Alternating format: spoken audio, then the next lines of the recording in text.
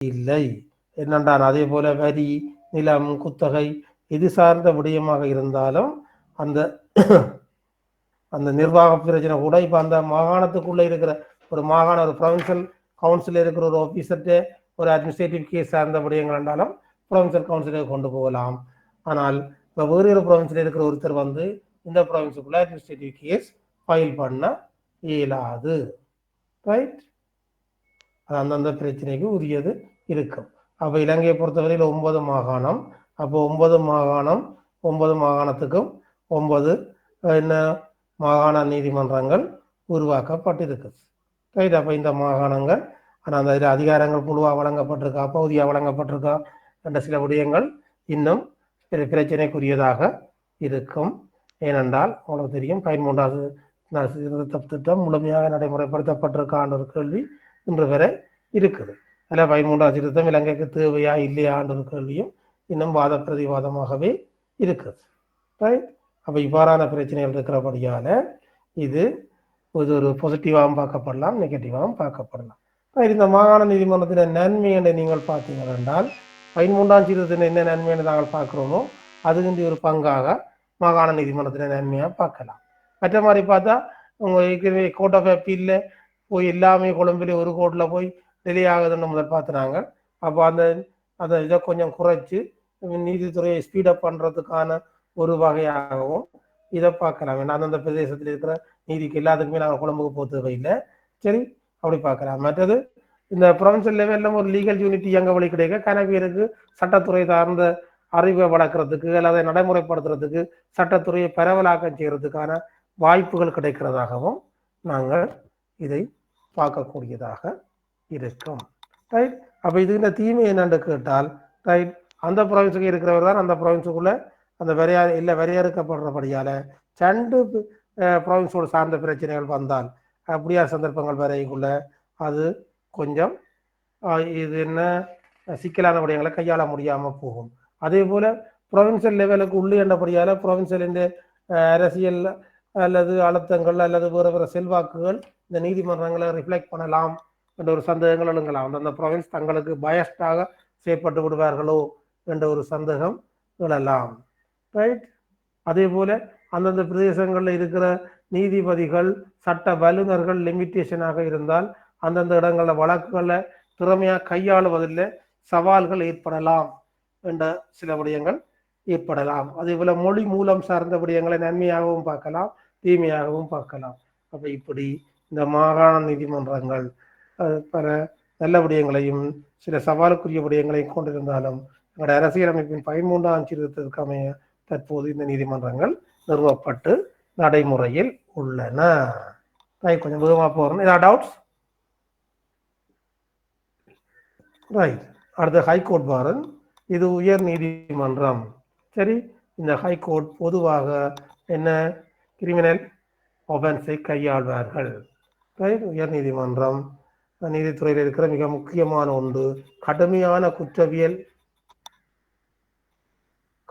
குற்றவியல் குற்றங்களை கையாளுவதில் இது மிக முக்கியமாக இருக்குது. என்ன, இது 1978ஆம் ஆண்டு அரசியல் யாப்பின்படியில் உருவாக்கப்பட்ட ஒன்று. குறிப்பாக கொலை, தனிநபர் குற்றஞ்சாட்டப்பட்ட வழக்குகள், கற்பழிப்பு, பாலியல் வன்முறை, ஊழல், லஞ்சம், மோசடி அப்படியான பொது அதிகாரிகளால் சம்பந்தப்பட்ட வழக்குகள், போதைப்பொருள், பயங்கரவாதம் இப்படியானதெல்லாம் உங்களுக்கு தெரியும் ஹைகோர்ட்டில் எடுத்து வழக்காடப்படுறது. சரி, அப்போ இலங்கையில் ஹைகோர்ட்ஸ் உங்களுக்கு பொதுவாக தெரியும் மாவட்டங்களில் காணப்படுவதை நாங்கள் பார்க்கக்கூடியதாக இருக்கும். ரைட், குறிப்பாக இலங்கையில் மிக முக்கியமான மாவட்டங்களில் இதை நாங்கள் பார்க்கலாம். இலங்கையில் பெர்மனண்டாக 16 ஹைகோர்ட்ஸ் இருக்குது. தேவைக்கேற்ப வேறு ஹைகோர்ட்டும் காலத்துக்கு காலம் அந்த தேவை ஏற்பட்ட நான் சொன்ன மாதிரி அந்த பெஞ்சை கொண்டு போகிறதுக்கு அதிகாரம் இருக்குது. சரி, அப்போ அந்த ஹைகோர்ட்டில் தண்டனை, மரண தண்டனை, ஆயுள் தண்டனை போன்ற சிறப்பு தண்டனைகள் வழங்குகிற அதிகாரம் எல்லாம் ஹைகோர்ட்டுக்கு இருக்குது. ரைட், அடுத்தது டிஸ்ட்ரிக்ட் கோர்ட், மாவட்ட நீதிமன்றம். அப்போ உங்களுக்கு தெரியும் மாவட்ட நீதிமன்றம் பேர்லேயே விளங்குது. ஒரு முக்கோணம் மாதிரி குறிப்பாருங்க. ஆக மேல சுப்ரீம் கோர்ட், அடுத்தது என்ன சுப்ரீம் கோர்ட்டுக்கு அடுத்தது ஒரு முக்கோணமாக்குறதுனா ஆக மேல சுப்ரீம் கோர்ட், அடுத்தது மேன்முறையீட்டு நீதிமன்றம், கோர்ட் ஆஃப் அப்பீல், என்ன அப்பீல் கோர்ட், அடுத்தது மாகாண நீதிமன்றம், ப்ரொவின்சியல் கோர்ட், அதுக்கு அடுத்தது ஹைகோர்ட், அடுத்து டிஸ்ட்ரிக்ட் கோர்ட். ரைட். அப்போ டிஸ்ட்ரிக்ட் கோர்ட்டில் இப்போ நிற்கிறோம். டிஸ்ட்ரிக்ட் கோர்ட்டுண்டா மாவட்ட நீதிமன்று. இலங்கையில் எத்தனை மாவட்டம்? 25 சார். அப்போ மாவட்ட நீதிமன்றம் எத்தனை நடக்கு? 25 இருக்குதா சார்? 25 இல்லைதான் கவனிக்க வேணும். இலங்கையில மாவட்ட நீதிமன்றம் கூட கிடக்கா. சரி, ஏனென்றால் சில மாவட்டங்கள்ல மக்கள் குடித்தொகை கூட. அப்ப அந்த எல்லா மாவட்டத்துக்கும் ஒன்று வச்சால் அந்த மாவட்டத்தின் தீர்ப்பை செய்ய இயலாது. ஆகவே உதாரணத்துக்கு கொழும்புண்டா, கொழும்புல ஒன்றை வச்சு கொண்டு கொழும்பிலும் உண்டு, கண்டியிலும் உண்டு, அன்றாபுரத்திலும் ஒன்று வைக்கலுமோ? சொல்லுமா? இல்ல சார், கொழும்பிலுடைய மக்கள் சனத்தொகை மிக அதிகமான. அப்போ மக்கள் சனத்தொகை கூடின இடங்கள்ல சில போல நாங்கள் கூட நீதிமன்றங்களை வைக்க வேண்டும், தேவை இருக்கும். நான் நினைக்கிறேன் 25 மாவட்டத்தில் நான் சரியா தெரியல, கிட்டத்தட்ட 54 ஏதோ ஒன்று படித்த ஞாபகம். சரிதானே, 54 மாவட்ட நீதிமன்றங்கள் இருக்கணும்னு நினைக்கிறேன். அதை செக் பண்ணி பார்க்க முடியாது. அப்போ தேவைக்கேற்ற மாதிரி இது மக்கள் தொகைக்கேற்ற மாதிரி கூட்டியிருக்கிறார்கள் 54. அப்போ இந்த மாவட்ட நீதிமன்றங்கள் குறிப்பாக உங்களுக்கு தெரியும் சிவில் வழக்கத்தான் கூட கையாளுவது வேண்டிய மிக முக்கியமான பணி ஆரம்ப காலத்தில் இருந்தது. இந்த அதுக்கு பிறகு டிவோர்ஸ், ஃபேமிலி லோ போன்ற விடயங்களிலும் என்ன விடயங்களை இவர்கள் கையாளுகிறார்கள். ரைட். மாவட்டம் நிலம் மற்றும் சிவில் கேஸ், நிலம், சொத்து, இது சார்ந்த விடயங்களை இவை பார்ப்பினோம். அடுத்த விவாகரத்து, குடும்ப சட்டம், அதாவது தத்தெடுக்கிறது, பராமரிப்பு போன்ற விடயங்கள், அதே போல குழந்தைகளுக்கு அந்த ஜீவனாம்சம் வழங்குறது, மற்ற குழந்தையை பாதுகாக்கிறது, மற்றது வீட்டு வன்முறை, அப்யூஸ் அப்படியான சந்தர்ப்பங்கள் எல்லாம் பார்க்கறது. மற்ற கண்ட்ராக்சுவல் டிஸ்பியூட்டிஸ், அதாவது ஒப்பந்தங்கள் நாங்கள் செய்கிறோம் தானே. இப்போ 2 வியாபார நிறுவனங்களுக்கு இடையில ஒப்பந்தங்கள், கடன்காரர்கள் ஒப்பந்தங்கள், அதே போல நிதி உரிமை கோர், அதாவது அடகு வைக்கிறது, அடைவு எடுக்கிறது, எல்லாமே ஒரு வகையில் ஒப்பந்தம். அவை இப்படியான ஒப்பந்தங்கள். மற்றது என்ன, இந்த என்னென்ன சொல்றது, அந்த வில், அதாவது சொத்துரிமை எழுதி வைக்கிறது, அது சார்ந்த விடயங்கள், இப்படியான விடயங்கள் எல்லாம் இந்த மாவட்ட நீதிமன்றங்களில் பொதுவாக கையாளப்படுகிறது.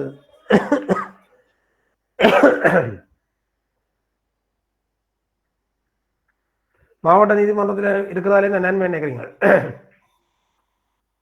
மாவட்ட நீதிமன்றங்களா இருக்கிறால் நன்மைகள்,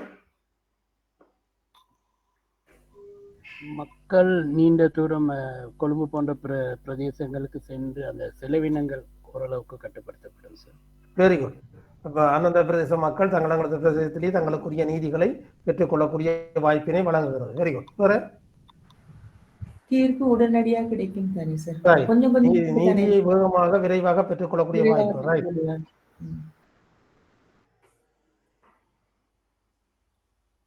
வேற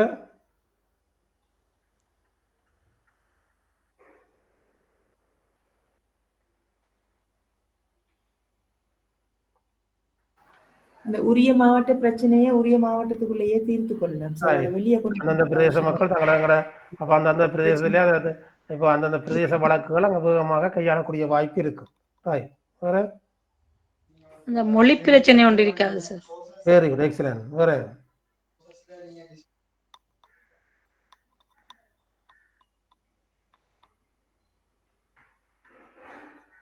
இப்போ உதாரணத்தை பாருங்க, testimony cases, Wills and இன்ஹெரிட்டேஜஸ்.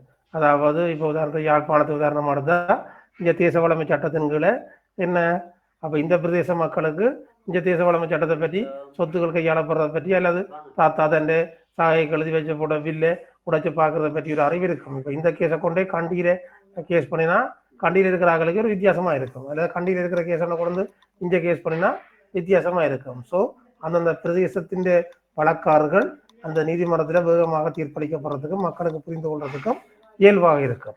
Right. அதே போல் based on the geographical areas, சரி, அந்தந்த பிரதேச புவியியல் அமைப்புகளுக்கு ஏற்ற வகையில் அது இப்படி நிறைய நன்மைகளை சொல்லலாம். தீமை அந்த எக்ஸ்பீரியன்ஸ் நீதிபதிகளால சரியான தீர்ப்பு கிடைக்குமான்னு சந்தேகம் தானே. ராய் வேறு மற்ற எல்லா வழக்குகளையும் இங்க தொடுக்கலாது சார். Very good. சில வழக்குகள் தான் இங்கே தொடுக்கக்கூடியதாக இருக்கும். ராய் சரி, இவ்வாறு நிறைய நல்ல விஷயம் தீய விஷயம் எல்லாம் இருக்கு. அடுத்த மஜிஸ்ட்ரேட் கோர்ட், நீதவான் நீதிமன்றம். அது பேர் கொஞ்சம் சொல்லுங்க. அப்போ நீதவான் நீதிமன்றம் இது அடிக்கடி நீங்கள் எல்லாரும் சந்திச்சாடா? நீதவான் நீதிமன்றம்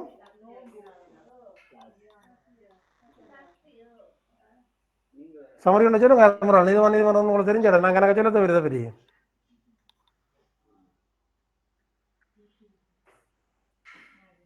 இது என்னையால நடக்குது. அதான் இந்த சனி ஞாயிறு வந்து அவரிடம் போற இல்லை இது மைக் நியூஸ்லாம் இருக்குது.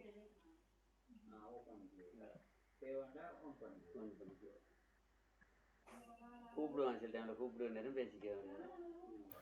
சார் இந்த போலீஸ் கேஸுகளுக்கு எல்லாம் போறேன் சார், லைசன்ஸ் இல்லாம பிடிச்சா எல்லாம். ரைட்.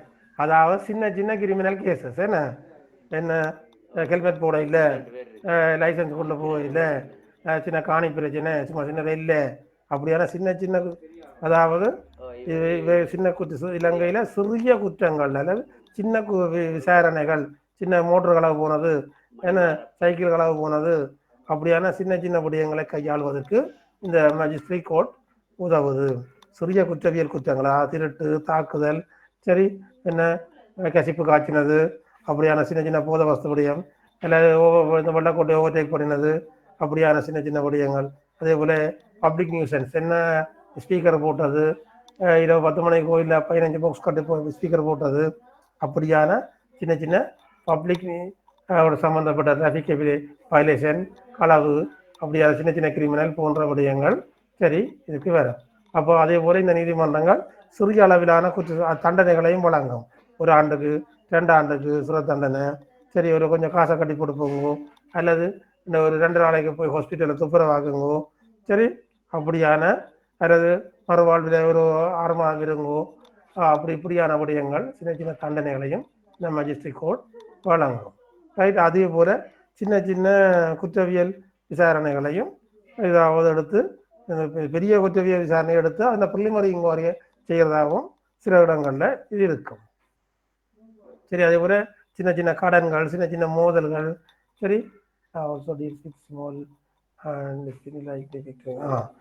சின்ன சின்ன குடுக்கல் வாங்கல்கள், அப்படியான விடயங்களையும் இது கையாளுறதாக இருக்கும். ரைட். அப்போ மஜிஸ்ட்ரேட் கோர்ட்டும் அதே போல தான் இலங்கையின் ஒவ்வொரு அந்த டிஸ்ட்ரிக்டுக்குள்ள எங்கே பாப்புலரான ஏரியாக்கள் இருக்கோ அங்கங்கெல்லாம் மஜிஸ்ட்ரேட் கோர்ட்டுகள் இருக்குது. ரைட். இந்த மஜிஸ்ட்ரேட் கோர்ட் பார்த்தீங்கன்னா உபயோகமாக இயங்கி கொண்டிருக்கும். சின்ன சின்ன போலீஸ் கொண்டு எல்லா கேஸையும் போடுறதா, பிஹெச்ஏ கொண்டு கேஸ் போடுறது எல்லாம் இந்த மஜிஸ்ட்ரேட் கோர்ட்டில் தான் இருக்கும். ரைட். அப்போ இதில் உங்களுக்கு மிக முக்கியமாக இப்படியான வழக்குகள் தான் வந்திருக்கும். அப்போ இந்த மஜிஸ்ட்ரேட் கோர்ட்டில் நன்மை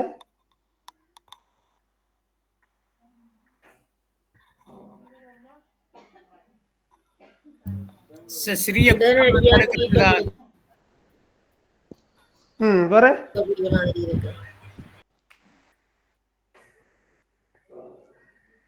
சொல்லுங்க.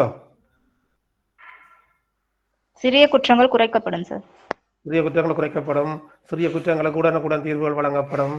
அந்தந்த பிரதேச மக்கள் தவறுதலாக தெரிஞ்ச செய்கிற குற்றங்களுக்கு உடனடியாக தீர்வுகளை பெற்றுக் கொள்ளலாம். ஒரு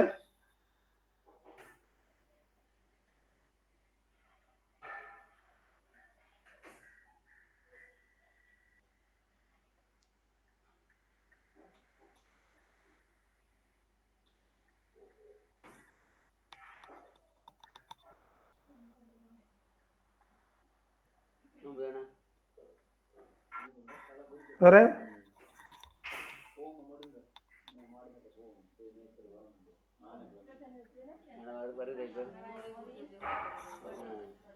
ரைட். அங்கால போறேன். இவ்வளவு நேரம் நான் கதைச்சது, அதாவது நீதவான் நீதிமன்றம், மாவட்ட நீதிமன்றம், உயர் நீதிமன்றம், மாகாண உயர் நீதிமன்றம், மேன்முறையீட்டு நீதிமன்றம், சுப்ரீம் கோர்ட், உச்ச நீதிமன்றம், இவ்வளவும் நீதித்துறை சார்ந்த கட்டமைப்பு. இதை விட நீதித்துறை சாராத நீதி வழங்குகின்ற கட்டமைப்புகள், அதாவது நீதித்துறையின் பணியை இலகுவாக்குவதற்காக அல்லது நீதித்துறையின் பணியை வேகமாக நடத்துவதற்காக, பணிச்சுமையை குறைப்பதற்காக அல்லது அதில் இன்னும் இலகுவாக ஒரு முரண்பாடற்ற சமாதானங்களை மேற்கொள்வதற்காக சரி நீதித்துறை சாராத சில அமைப்புகளும், அதாவது மீடியேஷன் போர்டுன்னு சொல்லுவோம், அதாவது நீதித்துறை சார்ந்தாத மத்திய சபைகள் அல்லது நியாயாதிக்க சபைகள், இவ்வாறான அமைப்புகள் காணப்படுகின்றன. அதில் இலங்கையை பொறுத்தவரையில ஒரு 5-6 விடயங்கள் மிக முக்கியம். அதில் மீடியேஷன் போர்டு, சரி உங்களுக்கு தெரியும், மீடியேஷன் போர்டை பற்றி உங்களுக்கு தெரியும். மீடியேஷன் போர்டு என்ன? மீடியேஷன் போர்டுனா என்ன?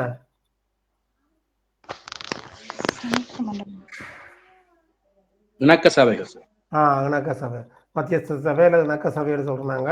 இது எங்களுக்கு ஃபெமிலியரானது. அநேகமான பாடசாலைகளை தான் இவர்கள் பிரதான தளமாக கொண்டு இயங்குகிறார்கள். இவர் உங்களுக்கு தெரியும், இந்த பங்குகள்லாம் உங்களுக்கு தெரியும். சரி, அப்போ இவ சின்ன சின்ன காசு பிரச்சனை, சின்ன சின்ன குடும்ப பிரச்சனை, சின்ன சின்ன இல்ல பிரச்சனை, சின்ன சின்ன அப்படியான பிரச்சனைகளை எல்லாத்தையும், பக்கத்து வீட்டுக்காரனோட சண்டை, சின்ன கோயில்களில் பிரச்சனை, கிராமங்களுக்குள்ள பிரச்சனை, இப்படியான பிரச்சனை எல்லாம் இந்த மத்தியஸ்தர் சபை அல்லது பிரஜைகள் சபை எடுத்து தாங்கள் கையாளுவார்கள். சரி, இது அந்த பிரதேச மக்களை அடிப்படையாக கொண்டு அந்த பிரதேச மக்களில் அறிவாற்றல் மிக்கவர்கள் எடுத்து நீதித்துறை பயிற்சி வழங்கி இவர்களை நியமிக்கும். மிகப்பெரிய சம்பளம் அப்படின்னு ஒன்றும் இல்லை, அளவிலேயே செய்வார்கள். அடுத்தது நீதிமன்றத்துக்கு பாரப்படுத்துவதாக இருப்பார்கள். சரி, அவை இப்படியானார்கள். கிட்டத்தட்ட இலங்கையில் 320க்கும் மேற்பட்ட மத்திய சபைகள் உள்ளதாக சொல்லப்படுகிறது. சரி, அந்தந்த ஜியோகிராபிக்கலா சரி. ஆனால் இவைக்கு எடுத்து ஒரு பயிற்சி ஒன்று கொடுத்து தான் விடுறவங்க. ஆனால் இருந்தாலும் இது எல்லா இடமும் திறமா இருக்கும்னு சொல்லிடலாம். எல்லா நேரமே தீமே உங்களுக்கு தெரியும். அந்த இருக்கிற மெம்பர்ஸ் செல்வா பயஸ்தாரனாக்க பார்ப்பினம் அல்லது செல்வாக்குள்ளவர்களாக இருப்பார்கள் ஒரு பகுதிக்கு, அல்லது அவர்களுடைய அறிவு மட்டத்தை அடிப்படையாக கொண்டுதான் தீர்ப்புகள் மட்டம் இருக்கும். அவை இப்படி நிறைய நன்மதியுமே சொல்லிக்கொண்டு போகலாம். நான் நேரத்தை கருத்தில் கொண்டு கொஞ்சம் வேகமாக போகிறோம். ரைட், அடுத்தது என்ன? தொழிலாளர் தொழில் நம்பர் 125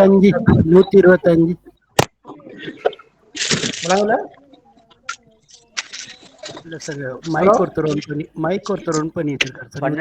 12ஆம் இலக்கம் மைக்கும் வீடியோவும். ப்ளீஸ் கதைக்கிறாங்களோ மியூட் பண்ணி போட்டு கதைங்க வேண்டாம். நாங்கள் வேகமாக போய் கொண்டிருக்கிறோம். இது உங்களோட நேரம் வினக்கிட வேண்டாம். இதெல்லாம் பெரிய டைட்டில்கள் சிறிய நேரத்தில் உங்களுக்கு ஒரு அறிமுகம் செய்ய வைக்கிறதா தான் இருக்குது. அதே போல தொழில் நியாயாதிக்க சபை, இது 1950ஆம் ஆண்டு 43ஆம் இலக்க இண்டஸ்ட்ரியல் டிஸ்பியூட்டுகளுக்குள்ள உருவாக்கப்பட்ட தொழில் நியாயாதிக்க சபை. இதில் உங்களுக்கு தெரியும், இது கைத்தொழில் சட்டத்துக்கும் இதுக்கும் இதில் கணக்க பிரச்சனைகள் இருக்கு, தொடர்புகள் இருக்குது. அதே போல தொழிலாளர் பாதுகாப்பு இருக்கிற அதே நேரம் பிரச்சனைகள், அதாவது ஒரு தொழில்துறைக்குள்ளே ஏற்படுற தொழிலாளர்களுக்கும் முதலாளிக்கும் ஏற்படுற முரண்பாடுகள் இருக்கிறதாக, அதாவது எம்ப்ளாயிக்கும் எம்ப்ளாயர்ஸுக்கும், தொழில் வழங்குனருக்கும் தொழில் பெறுநருக்கும், அதாவது குறிப்பாக இது தொழில் திணைக்களங்களில் தான் வரும். அதாவது ஒரு தொழில் பெறுநர் அங்கே முதலாளி எங்கட லாங்குவேஜில் ஏதாச்சா வேலையால் முதலாளியோட பிரச்சனைப்பட்டா அதை தீர்க்கிறதுக்கான ஒரு நியாயாதிக்க சபையாக இது தொழிற்படும். ரைட், அதே போல் சிஏஏ, இதுவும் அதே போல உண்டு. ஒரு நுகர்வோர் பாதிக்கப்படுற சந்தர்ப்பத்தில் அந்த நுகர்வோர் தான் சார்ந்த விடயங்களை கொண்டு போய் செய்கிறதுக்கு உரிய ஒரு விடயமாக இது இருக்கும். அதே போல் தனக்கு நடந்த ஒரு அநீதியை இவர்கள் பாதிப்பட கொண்டே முறையிடலாம். அது ஓம்புட்ஸ்மேன் அல்லது அடுத்த ஹியூமன் ரைட்ஸ் கமிஷன், இது உங்களுக்கு தெரிஞ்ச விஷயம். இது அநேகமாக இப்போ பாடசாலைகள் முகம் கொடுக்குற மிக முக்கியமான ஒரு சவால், ஹியூமன் ரைட்ஸ் சம்பந்தமான விடயம். இது உங்களுக்கு அனுபவமாக இருக்கும். அடுத்த ஹியூமன் ரைட்ஸ் கமிஷன் இன் ஸ்ரீலங்கா, இலங்கையை பொறுத்தவரையில் ஹியூமன் ரைட்ஸ் கமிஷன் என்ன மாதிரி தொழிற்படுகிறது, இது என்ன, இது இந்த வைவங்கள் என்ன. சரி, அடுத்தது ஆர்பிட்ரேஷன் எப்போ தேவைப்படுறதுங்களுக்கு அதுக்கு என்ன செய்யலாம், அதுக்கான வழிவகைகள் என்ன. சரி, இதே போல மிக முக்கியமான உங்களுக்கு தரப்பட்ட சிலபஸ் கொஞ்சம் குறைவு, நான் கொஞ்சம் கூட காய்ச்சிருக்கிறேன். இலங்கையில் நீதிமன்ற கட்டமைப்பு தான் உங்களுக்குரிய தலைப்பு. ஆனால் நான் இந்தியாவில் உங்களுக்கு இந்த அதாவது இந்த மீடியேஷன் போர்டு பற்றி அதே போல இப்படியான விடயங்களையும் உங்களுக்கு நான் கொஞ்சம் கூட காய்ச்சிருக்கேன். சரி, இவ்வளவும் உங்களோட மிக முக்கியமான இன்றைக்கு சொல்லப்பட்ட விடயம். ரைட். இந்த 15 நிமிஷம் இருக்குது. நீங்கள் அந்த எழுத்தாணையை பற்றி பார்க்க கேட்டீங்க. போனதா அவரு சரி, அதுக்கு முன்னாடி கொஞ்சம் கடுமையாக யோசிக்க தேவையில்லை. சும்மா ஒரு சின்ன விளக்கம் சொல்லி போட போதும். ஹாஸ்பிட்டலே தான். இது எங்களோட அரசியலமைப்பில் சொல்லப்பட்டிருக்கிற விடயம். அரசியலமைப்பில் 140, 141 சரத்துகள் நாங்கள் அரசியலமைப்பு வச்சுக்கிறாங்க. எடுத்து வாட்சி பார்த்தீங்கன்னா தெரியும். ஆட்கொணர்வு மனு எழுத்தாளனை பொறுத்துக்கொள்ளல் மிக முக்கியமான ஒரு விடயம். உங்களுக்கு ஈஸியாக நீங்கள் விளங்குறண்டா அது அவுட் ஆஃப் த ரெக்கார்டிங். அந்த இப்போ அண்மையில் நடக்கிற ஒரு கேஸ் நீங்கள் பார்த்தீங்களா, ஆட்கொணர்வு மனு எழுத்தாணை ஒன்று தாக்கல் செய்யப்பட்டதை நீங்கள் பார்த்துக்கலாம். சரிதானே? அப்போ அதில் இப்போ தெரியும் உங்களுக்கு, அதாவது குறிக்கப்பட்ட ஒரு குற்றம் சாட்டப்பட்டிருக்கின்ற ஒருவர் தன்னை கைது செய்கிறதுக்கு அல்லது தன்னை கட்டுக்காவலில் வைத்திருக்கிறதுக்கு இயலாது, வேண்டாம் என்று சொல்லி ஒரு ஓர்டரை எடுத்துக்கொள்றது சமரியா உங்களுக்கு விளங்க கூடதா சொன்னேன். அல்லது என்ன கைது செய்தா நான் வந்தாலும் என்ன கைது செய்யக்கூடாது, உங்களுக்கு விளங்க நினைக்கிறேன். நான் வந்தாலும் கைது செய்யக்கூடாது, அல்லது நான் இப்படியான பிரச்சனைகளுக்கு எடுக்கிறது அந்த ஆட்கொணர்வு எழுத்தாணை. சரி, அப்போ இதில் 2 வகை இருக்கு. ஆட்கொணர்வு எழுத்தாணையும் இருக்கு, ஆட்கொணர்வு தவிர்ந்த எழுத்தாணையும் இருக்கு. சரி, அப்ப என்ன சிலது இப்படித்தான் செய்ய போய் நம்மளுக்கு தெரிஞ்சு கொண்ட முதலே இதுல இருந்து என்ன இப்படி செய்ய இயலாது, என்ன சட்டத்தின் முன் என்ன இப்படி செய்ய இயலாது. சரி, அப்படியான விடயங்களுக்கு இந்த எழுத்தாணை என்று சம்பந்தப்பட்ட விடயம். இப்போ உங்களுக்கு விளங்கி இருக்கும்னு நினைக்கிறேன். கேள்வி கேட்ட ஆக்கள் அந்த சம்பந்தப்பட்ட ஆக்கள் தடையிட்டு எழுத்தாணை, ஒரு திசை எழுத்தாணை அப்படி கணக்க இருக்கு. அந்த என்னது சிலதை இப்படி செய்ய போலீஸ் உங்களை விசாரிக்க போதுன்னா முதலே நீங்கள் எழுத்தாணையை பெற்றுக்கொள்வீங்க. அல்லது ஒரு கீழ் நீதிமன்றம் உங்களை விசாரிக்க போதுன்னா நீங்கள் எழுத்தாணையை பெற்று வச்சிருந்தா அந்த எழுத்தாணை உங்களை சில இடங்கள்ல உங்களை பாதுகாக்கிற மாதிரி இருக்கு. அவ்வளோ ஒரு சந்தேகங்கள்? மாஹி எழும்பவே இல்லை.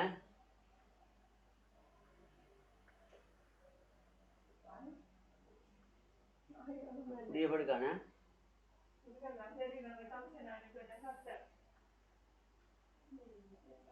எக்ஸ்கியூஸ் சார், அந்த எழுத்தாணை அப்ப வழங்குற பெறக்கூடிய இடம் வந்து சுப்ரீம் கோர்ட் தானே சார்?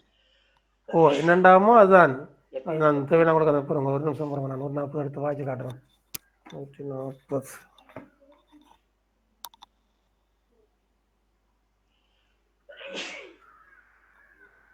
140 சொல்றதம்மா ஆட்கொணர் எழுத்தாணைகள் தவிர்ந்த எழுத்தாணைகளை வழங்குவதற்கான தத்துவம். சரி, 141 சொல்லுது ஆட்கொணர் எழுத்தாணைகளை வழங்குவதற்கான தத்துவம். சரி, அடுத்ததாக அப்படி போகுது. 143 மறியற்காரர்களை கொணர்வதற்கும் அகற்றுவதற்குமான தத்துவம். 143 உத்தரவு வழங்குவதற்கான தத்துவம். அப்படியே அங்கால போகுது. 140 எழுத்தாணை தொடங்கும். சரி, எழுத்தாணை என்னன்னு பார்த்தீங்களா, அரசியல் அமைப்பின் ஏற்பாடுகளுக்கு அமைய ஏதேனும் முதநிலை நீதிமன்றின் அல்லது நியாயாதிக்கத்தின் அல்லது வேறு நிறுவனத்தின் பதிவேடுகளை சோதனை செய்வதற்கும் பரிசோதிப்பதற்கும் மேன்முறையீட்டு நீதிமன்றம் முழு தத்துவமும் அதிகாரமும் கொண்டிருத்தல் வேண்டும். சரிதானே? கேட்டது வழங்குதானே? அத்துடன் ஏதேனும் முதநிலை நீதிமன்றத்தின் அல்லது நியாய சபையின் அல்லது வேறு நிறுவனத்தின் நீதிபதிக்கு அல்லது வேறு எவரேனும் ஆளுக்கு அல்லது நியாய சபைக்கு எதிராக உறுதிகீழ் எழுத்தாணை, தடையீட்டு எழுத்தாணை, மேற்செல் என்னும் எழுத்தாணை, ஆணையீட்டு எழுத்தாணை, யாதுரிமை எழுத்தாணை என்ற இயல்பியனான கட்டளைகளை சட்டப்படி அனுமதித்து வழங்கவும் தத்துவம் அதிகாரமும் கொண்டிருத்தல் வேண்டும். ஆட்கொணர் வழங்க நீங்க அடுத்த கிட்ட ஆட்கொணர் எழுத்தாணைக்கு கேட்டால் மேல் நீதிமன்றம் தெரியத்தான்.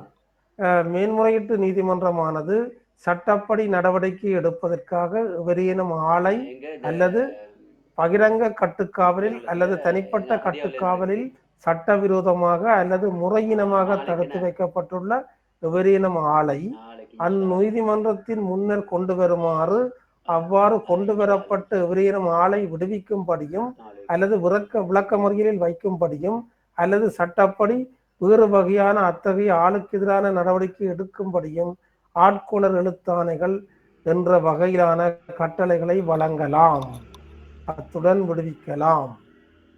சரிதான்? எப்படி அங்கே கணக்க போகுது உங்களுக்கு அந்த பேசிக் ஐடியாக்காக வாய்ச்சிருக்கிறது. சரி, வேற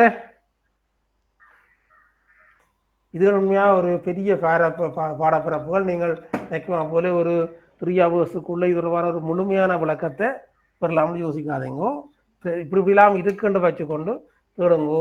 நாங்கள் நான் சொல்கிறேன், இப்போ என்ன பேர் சொல்ல போனால் எல்எல்பி முடித்து அட்டனியோ செய்து கொண்டு இருந்தாலும் இன்னுமே நிறைய விடயங்கள். அதுக்கு தான் ஒரு சீனியர் லோயருக்குள்ள ஜூனியர் லோயர்ஸை 15-20 வருஷம் ப்ராக்டிஸ் பண்ண சொல்கிறாங்க. அப்போ அப்படி ப்ராக்டிஸ் பண்ணால் தான் இதில் எக்ஸ்பர்ட் ஆகலாம். ஆனால் எங்களுக்கு இதில் பேசிக் ஐடியாவும் என்னென்ன விஷயம் இருக்குது, எங்கே இருக்குது, என்ன மாதிரியான ஒரு பிக்சர் எடுத்தீங்கன்னால் அதே பெரிய வெற்றி. ஒரு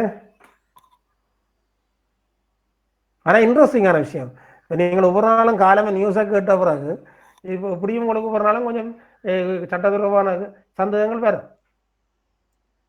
சார் இப்போ ஒருத்தர் போலீஸ் வந்து கைது செய்ய போகுதுன்றக்குள்ள அவங்க வந்து அவரை கைது செய்ய இயலாம ஒரு இது எடுத்து வச்சு கொண்டிருப்பாங்களா சார்? அது என்ன சொல்ற சார்? ஒரு அரசியல்வாதியோ இல்ல ஆட்கள் தான் ரைட்டிங் இல்லை. ஆனால் எல்லா சந்தர்ப்பத்திலும் எல்லாருக்கும் கொடுக்கலாம்னு இல்லை, சும்மாவும் எல்லாரும் கேட்டு எடுக்கலாம். ஏதாவது ஒரு காரணம் இல்ல, அவர் வைக்கிற காரணங்கள், அவர் சொல்லப்படுற விடயங்கள், அவரால் அவங்க முன்மொழிகிற விடயங்கள் எல்லாம் பார்க்கப்பட்டு தான் அவருக்கு அது எல்லாரும் அப்படி எடுத்து வச்சிருந்தா நீதித்துறை கேள்விக்குறியாகணுமே. இல்ல அதுக்கு என்ன சார்? அப்படி அவங்க கைது எல்லா சந்தர்ப்பத்திலும் எல்லாருக்கும் கொடுக்கலாம் இல்லையம்மா. அது எப்ப பில் கொடுக்கலாம், ரைட் பில் கொடுக்கலாம்ன்றதெல்லாம் இருக்கு சட்டத்துல. அதான் இந்த எழுத்தாணை ஆட்கொணர் எழுத்தாணை. அது சார் பிடியானையும் ஆட்கொணர்வு எழுத்தாணையும் உண்டா சார்?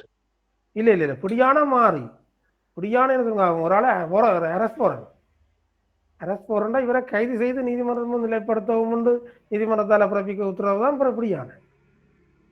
அந்த பவர் யாருக்கு சார் இருக்கு? உச்ச நீதிமன்றத்துக்கா சார், மேன்முறையீட்டு நீதிமன்றத்துக்கா? இல்ல அது எல்லா நீதிமன்றத்துக்கும் இருக்கு. சரி சார். அது அந்த குற்றத்தை பொறுத்து, அந்த குற்றத்துக்கு அவர் ஆஜராகிறத பொறுத்து, அவரை தேவைப்படுறதை பொறுத்து அவரை முதல் எடுத்தெடுப்பில் அப்படியான பிறப்பிக்க மாட்டாங்க. இத்தனாம் தேதி வாங்கணும்னு சொல்லுவாங்க. அதுக்கு போகாட்டி தான் அடுத்த கட்டம் அப்படியான வரும்.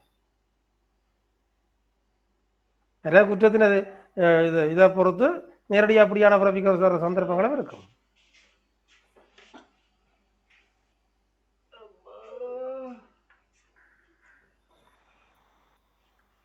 முடிஞ்ச பழம் ஒரு ரமேஷ் மாஸ்டர்யா.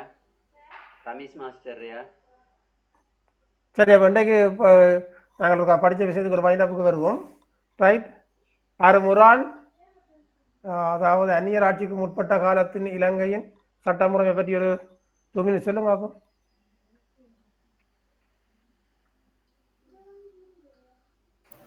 சார் அதில் சார் இருந்தது வந்து சார் தேச வளமை சட்டம், கண்டிய சட்டம் சார், மலபார் சட்டம் என்று சொல்லி தாழ்நிலை சிங்கள இருக்கிற சட்டம் மற்றும் கரையோர சட்டம் என்று இருந்தது சார் அந்நியர் ஆட்சிக்கு முற்பட்ட காலங்கள். Very good. அந்தந்த பிரதேச மக்கள் தங்களது வழக்காறுகளை கொண்டு அவ்வாறான சட்டமுறைகள் இருந்தார்கள். அந்த காலத்தில் இருந்த நீதி பரிபாலன முறை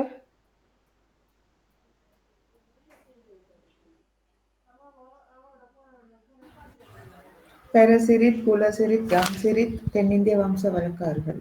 வெரி குட், எக்ஸலன்ட், ரைட். சரி, அடுத்தது இலங்கையின் வரலாற்றில் நீதிமன்றம் என்ற கன்செப்ட் ஆட்சி காலத்தில் பெரிய அளவு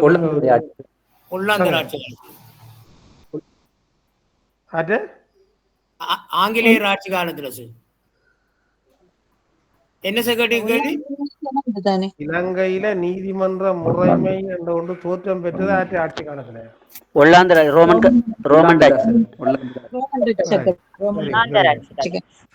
ஆட்சி காலம் சார், ரோமன் டச் சட்டம். ஆட்சி காலத்துல இருந்த நீதிமன்ற முறை என்ன மாதிரி? சிவில் யாப்பு தொடர்பான லேண்ட் ராஜ், சிவில் ராஜ், ராத்வான் ஜஸ்டிஸ். Right, very good. 3 வகையாக இருந்தது என்ன? Right, very good, excellent. அதுக்கு பிறகு தற்போது இலங்கையில் இருக்கிற நீதிமன்ற முறைமை என்ன மாதிரி? ஆங்கிலேயர் காலத்துல இருந்து. ரைட், ஆங்கிலேயத்திலிருந்து வந்து 1978ஆம் ஆண்டு அரசியலமைப்பின் கீழே தான் தற்போது நடைமுறையில் இருக்கிற நீதிமன்ற முறைமை இருக்குது என்ன? 1978ஆம் ஆண்டு அரசியலமைப்பின் பிரகாரம். ரைட், அப்ப தற்போது இருக்கிற நீதிமன்ற முறைமை ஹைராக்கி ஓடுற சொல்லுங்க. சுப்ரீம் கோர்ட், அப்பீல் கோர்ட், மாகாண நீதிமன்றம், ஹைகோர்ட், அடுத்த சார் டிஸ்ட்ரிக்ட் கோர்ட், அடுத்த நீதவான் நீதிமன்றம். Very good, excellent, right. அப்போ இந்த ஒவ்வொரு நீதிமன்றங்களுக்கு இருக்கிற அதிகாரங்கள், அதில் இருக்கிற நன்மைகள் தீமைகள், அது எந்தெந்த மாதிரி செய்வார்படுவான்ற சமரி ஒன்று உங்களுக்கு தெரியும். ரைட், சரி. அப்போ இதுவும் மற்றது நீதிமன்றம் சாரா இலங்கையில் நீதியை நடைமுறைப்படுத்துவதற்கு அல்லது இலகுபடுத்துவதற்கு, விரைவுபடுத்துவதற்கு அல்லது நீதிமன்றங்களின் பணியை இலகுபடுத்துவதற்காக ஏற்பட்டிருக்கின்ற அமைப்புகள் அது 3.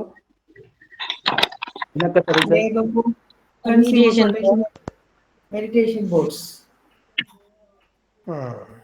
Human rights commission sir. சரி, அப்போ இவ்வளவுதான் உங்களுடைய இன்றைக்கு நான் மூட்டதுன்ற சமாரி. சரி, இவ்வளவு தெரிஞ்சாலே உங்களுக்கு காணும் இந்த சிலபஸுக்கு. சரி, இப்போ இதை பற்றி ஒரு பிக்சர் ஒன்றும் கூட மனதில் உருவாக்குற உண்மையாக நான் என்னை பொறுத்தவரை சக்ஸஸ்ன்னு நம்புறேன். இந்த செஷன் என்னென்னா இவ்வளோ நீங்கள் உங்களோட விடயத்தையும் பயணப்பட சொல்லி இருக்கிறீங்க. ஆனால் இத்தனை பேர் பார்ட்டிசிபேஷன்ன்றது தான் எங்களுக்கு சவால். என்ன இப்போ எத்தனை பேர் இன்றைக்கு இருக்கிறோம்? 74 பேர். என்னையும் சாரையும் கழிச்சா 72 பேர். என்ன 70 பேர். 70 பேரில் 35 பேர் என்றாலும் ஆக்டிவ் பார்ட்டிசிபேஷனில் இருக்கீங்கன்னு நம்புறோம். 2 சனிக்கிழமை வீட்டில் சமையல் நடக்கும். அப்போ நாங்களும் இப்படி தானே படிச்சுனாங்க. அப்போ 1 பண்ணி அங்கால விட்டுட்டு இஞ்சால சமையலை செய்வீங்கள் அல்லது அப்படி ஒவ்வொரு வேலையை பார்த்து கொண்டு இருப்பீங்க. எவ்வாறாக இருந்தாலும் உண்மையாக ஒரு சந்தோஷமான என்னென்னா, எனக்கு பெரிய சந்தோஷம் என்னென்னா, நான் இங்கே ஒர்க் ஷாப் பண்ணணும்னு சொல்கிற விஷயம், எங்களோட ஒரு 100 பிரின்சிபல்ஸ் பிரின்சிபல் ஈடுபட்டோன்னு கொஞ்ச நாளில் தொடர்ந்து படிக்கணும்னு ஆசைப்பட்டிருக்கிறாங்களன்ற விஷயம் முதலாவது எனக்கு பெரிய சந்தோஷமான விடயம். சரிதான். ஏனென்றால் நாங்கள் எங்களை தொடர்ந்து வளப்படுத்தி கொண்டு வந்தால் தான் பாடசாலையை வளப்படுத்தலாம். அதுவும் இந்த டிஎஸ்எம் கோர்ஸை பொறுத்தவரை உங்களை பார்த்துருப்பீங்க, ஒரு நல்ல சிலபஸ் கண்டென்ட் உண்டு. சரி, நிறைய விடயத்தை நீங்கள் அது உங்களுக்கு ரவிசோரை பாராட்டணும். பல்வேறு வகையான வளங்கள்கிட்ட உங்களுக்கு கற்பதற்கான வாய்ப்பை ஏற்படுத்தி தந்து கொண்டிருக்கிறார். பொதுவாக இப்போ எங்களோட காலங்களில் ஒரு 3 லெக்சர்ஸ் இல்லை 4 லெக்சர்ஸ்னா அவைக்குள்ளதான் நிற்கிறது வழக்கம். இப்போ இது நான் வடக்கில் இருக்கிறோம், கிழக்கில் இருந்து, தெற்கிலேருந்து, மேற்கிலேருந்து ரெண்டு மரியாதத்தில் இருந்து எல்லா பக்கத்திலிருந்தும் உங்களுக்கு நிறைய வளங்களை கொண்டு கற்கக்கூடிய ஒரு வாய்ப்பை ஏற்படுத்தி தந்திருக்கிறார். உண்மையாக உங்களுக்கு நான் சொல்லக்கூடிய ஆலோசனை, நீங்கள் இவ்வளோ பேரும் ஒரு நல்ல நெட்வொர்க்கில் இருங்க. ஒரு குரூப் ஒன்றை போட்டு தேவையிடங்களை அந்த குரூப்பில் ஆட் பண்ணி நீங்கள் அந்த நிறைய தேவையில்லாம் குட் மார்னிங் குட் நைட் விட்டுட்டு நீங்கள் உங்களோட எஜுகேஷன் சார்ந்த விஷயங்களை ஷேர் பண்ணக்கூடிய ஆக்கலாம். புது சர்க்குலர் வந்தா, அல்ல புதிய ஒரு டவுட் வந்தா, அல்ல புதிய ஒரு கேஸ் வந்தா, அப்படி வந்தால் நீங்கள் அதை டிஸ்கஸ் பண்ணி ஷேர் பண்ணக்கூடிய ஆக்கலாம். ஒரு நாலேஜ் கெதரிங் அல்ல ஷேரிங் ஒரு குரூப்பாக இருப்பீங்களா இருந்தால் அது இன்றைக்கும் உங்களுக்கு பலமாக இருக்கும். சரி, இப்போ நான் எஸ்எல்எஸ் 2009 பேட்ச், நாங்கள் எங்களுக்கு ஒரு குரூப் வச்சுருக்கிறோம். இப்போ ஒரு ஆள் எக்ஸாமில் 10 பேர் இருப்பான், யூனிவர்சிட்டியில் 10 பேர் இருப்பான், அப்படி எல்லாரும் இருக்கிறாங்க. எங்களோட பேச்சில் கிட்டத்தட்ட 240 பேர். அப்போ எங்கே ஒரு சர்க்குலர் வந்தாலும் அல்லது எங்கே ஒரு அனுபவம் கிடைச்சாலும் ஷேர் பண்ணுவாங்க. அப்போ எங்களுக்கு இன்றைக்கு ஸ்ரீலங்காவில் எஜுகேஷனில் என்ன நடந்து கொண்டு இருந்தாலும் அந்த குரூப்பில் வந்து கொண்டிருக்கும். அப்போ அதே போல் நீங்கள் ஒரு அகாடமிக் பிளாட்ஃபார்மை உருவாக்கினீங்கள் என்றால் அது இந்த கோர்ஸ் முடிய நீங்கள் அழைச்சி வரணும் இருக்கக்கூடாது. நீங்கள் இன்றைக்கும் அதில் கண்டினியூ பண்ணுவீங்களாக இருந்தால் அது உங்களுக்கு நிறைய விடயத்தை என்ற எல்லாருக்கும் எல்லாம் தெரிய முடியல. சரியோ, இப்போ நான் ஒரு துறையில் நான் எக்ஸ்பர்ட்டாக இருந்தேன், இன்னொரு துறையில் வைசர் எக்ஸ்பர்ட்டாக இருப்பேன், இன்னொரு துறையில் மற்றொரு எக்ஸ்பர்ட்டாக இருப்பார். அப்போ நாங்கள் எங்களுக்குள்ள ஷேர் பண்ணணும். சந்தேகம் வந்தால் சார் அப்படியோ இப்படியோ. அப்படிங்கிற எஜுகேஷனை பொறுத்தவரை நீங்கள் உங்களுக்கு தெரியாதுன்னு கேட்கறதுக்கு பயப்படாதே. ஏன்னா எல்லாம் எல்லாருக்கும் தெரியாது. சரி, இப்போ நான் பிளானிங்கிலும் மேனேஜ்மெண்ட்லும் எக்ஸ்பர்ட்டாக இருந்தேன். நான் அட்மின்ல சில நான் கொஞ்சம் கரைச்சிட்டு இருந்தால் நான் அட்மின் சார் சந்தேகம் வந்தால் இந்த விளக்கு வைப்பேன். சரி, அப்படி ஒவ்வொரு துறையில் சந்தேகங்கள் வரும். நீங்கள் அதை பற்றி முடிவு பண்ணக்கூடாது. சரி, நீங்கள் நல்லா கண்டெக்டை வச்சுக்கொள்ளுங்க. எல்லாரும் ஷேர் பண்ணி உங்களோட நாலேஜை இதை பண்ணி மற்ற இதில் சோதனையை பிறடிச்சே பாஸ் பண்ணுறதுன்றது எங்களோட நோக்கம் இல்லை தானே. யார் கண்ட பாட்டில் அது பெரிய கூட பாதிப்பு வராது அந்த சந்தர்ப்பத்திலும். ஆனால் உங்களை வளப்படுத்தி கொள்றதுக்குரிய வாய்ப்பை பாருங்க. உங்களை என்னென்ன கட்டுத்திறமாக்கலாம், என்னென்ன புது புது அனுபவங்களை பெற்றுக்கொள்ளலாம். சரியோ, நீண்ட காலம் இருக்கின்ற உங்களுக்கு சர்வீஸில். ஸோ நீங்கள் உங்களை கருணாகரன் சார் சொல்லுங்க சார். கருணாகரன் சார் ஹேண்ட் ரைஸ் பண்ணியிருக்கிறீங்க, சொல்லுங்க. இல்லையா? ரைட், சரி. அப்போ நான் அதைத்தான் நான் உங்களுக்கு சொல்லக்கூடியது. ரைட், அந்த வகையில் உண்மையாக எனக்கு ஒரு நல்ல வாய்ப்பு. என்னண்டா எனக்கு எஜுகேஷனில் கதைக்கிறோம்பாக்கு இந்த பக்கம் கதைக்கிறது ஒரு இன்ட்ரெஸ்ட் என்னென்னா, அது எஜுகேஷன் நான் வேலை செய்து கொண்டிருக்கிற இடம், இது நான் இப்போவும் படித்து கொண்டிருக்கிற துறை. ஸோ நான் படித்ததை திருப்பி இருக்கா மீட்கிறதுக்கும் ரிவைஸ் பண்ணுறதுக்கும் உங்களுக்கு தெரியும். உண்ட படிப்பிக்கிறதுன்றது படித்ததை திருப்பி முட்கைக்கு எங்களுக்கு என்ன சந்தேகம் வரும், படிப்பிச்சு கொண்டு போய் அப்போ அதை திருப்பி நாங்கள் முட்கக்கூடியதாக இருக்கும். அந்த வகையில் எனக்கும் ஒரு நல்ல வாய்ப்பு. உண்மையாக திருப்பி இருக்கா இது லோ காலேஜிൻ്റെ first year notes, first year தான் 2 பாடமும் லோ காலேஜிൻ്റെ ஃபஸ்ட் இயர் நோட்ஸை தட்டி பார்க்குறதுக்கு ஒரு வாய்ப்பு தந்திருக்கீங்க. அந்த வகையில் ஸ்பெஷலாக நான் ரவிசருக்கும் இந்த இடத்துல நன்றியை தெரிவித்துக் கொள்கிறேன் என்றால் ஒரு நல்ல சந்தர்ப்பத்தை. இப்போ முதல் உங்களுக்கு அந்த இது இவாலுவேஷன் டீமில் அது ஒரு அசஸ்மெண்ட் பேனலில் இருந்தபடியால் அது அசஸ்மெண்ட்டுக்குரிய வாய்ப்பாகத்தான் ஆற்றக்கூடியதாக இருந்தது. ஆனால் இது உண்மையாக ஒரு நல்ல லெக்சர்ஸை டெலிவர் பண்ணக்கூடிய வாய்ப்பு. உண்மையாக எனக்கு ஒரு நல்ல சந்தர்ப்பம். சாருக்கு ஸ்பெஷலி தேங்க்ஸ். ரைட், ஒரு யாரும் நீங்கள் ஏதாவது சொல்லியிருந்தால் 1 நிமிஷம் 2 நிமிஷத்தோட முடிப்போம். யாரும் ஏதாவது சொல்லியிருந்தா? மிக நன்றி சார். வளமையாக பாடத்திட்டம், பாடநூல், அந்த கற்றல் கற்பித்தல் அந்த செயற்பாடுகளையே கற்று வந்த எங்களுக்கு முதன்முறையாக இந்த நான் நினைக்கிறேன் என்னுடைய வாழ்க்கை மற்றவங்களுக்கு அதுதான் பொருந்தும் நினைக்கிறேன். ஒரு சட்டத்துறை ரீதியாக அந்த விடயங்கள் எல்லாவற்றையும் தொகுத்து எங்களுக்கு பல்வேறு வகையில் இந்த செயற்பாடு இன்று மிக பிரயோசனமாக இருந்துச்சு சார். உங்களோட 2 செஷனுமே தொடர்ச்சியாக நடந்த 2 இதுவுமே எங்களுக்கு மிக பயனுள்ளதாக இருந்துச்சு. எதிர்காலத்திலையும் இப்படி ஒரு முறை ஒன்று கூட கிடைச்சி இன்னும் இந்த எக்ஸாமுக்கு பிறகும் பொது சந்தேகங்களை தீர்த்து கொள்கிற மாதிரி ஒரு நிகழ்வு ஒன்று நடந்தால் அதுவும் நல்லாயிருக்கும். ஏன்னா எல்லா பாடசாலை அதிபர்களும் ஏதாவது ஒரு வகையில் ஏதாவது ஒரு பிரச்சனையை சந்தித்து கொண்டிருக்கிறாங்க. அது தொடர்பான ஆலோசனைகளையும் உங்கள் போன்றவர்கள் வழங்குகிற நேரம் எங்களுக்கு ஒரு தைரியமும் தன்னம்பிக்கையும் கிடைக்கும். மிக்க நன்றி சார். Thank you sir, thank you. உண்மையாக நாங்களும் பார்த்தா எதிர்பார்க்குறோம். நாங்கள் சொல்கிறோம் சார்கிட்ட என்னென்னா ஒரு கமெண்ட் செக்ஷனை போட்டு சில விஷயங்களை நாங்கள் டிஸ்கஸ் பண்ணால் நல்லது. அது எக்ஸ்பீரியன்ஸ் ஷேரிங்காகவும் இருக்கும். சரி, ஓகே, நன்றி சார். Thank you very much. வேறு 2 பேர் ஹேண்ட் ரைஸ் பண்ணியிருக்கிறீங்க. Number 10, number 24, sorry 56.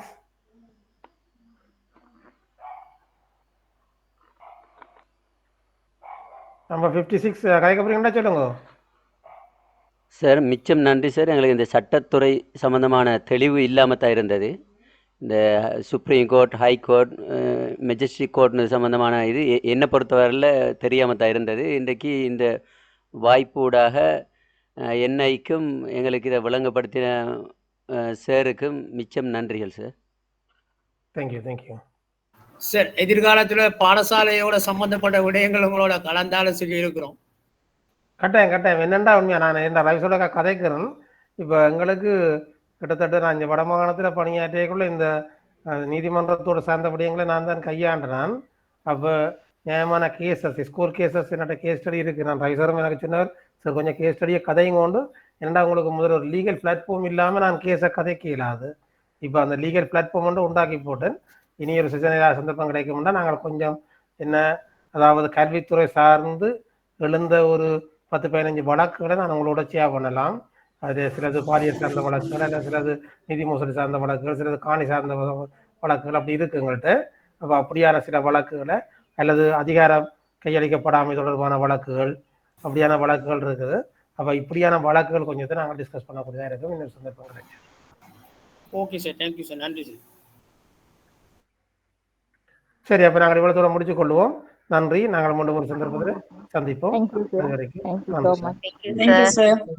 Thank you so much. நன்றி. Thank you, sir. Thank you, sir. Okay, thank you very much. Thank you, sir. Thank you, sir. Thank you sir. Thank you, sir.